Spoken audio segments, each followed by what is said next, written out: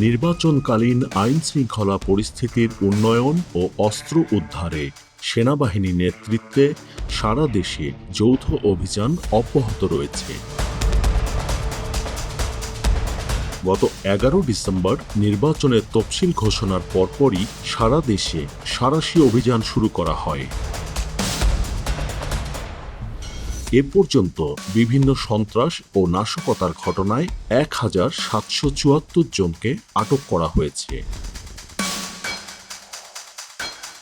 একই সময়ে উদ্ধার হয়েছে ১৭৯টি অবৈধ অস্ত্র ও ১,৯৪১ রাউন্ড গুলি। সুষ্ঠু নির্বাচনী পরিবেশ নিশ্চিত করতে এবং সন্ত্রাসী গ্রেপ্তার ও অস্ত্র গোলাবারুদ উদ্ধারে দেশপ্রেমিক সেনাবাহিনী দিনরাত নিরলসভাবে কাজ করে যাচ্ছে।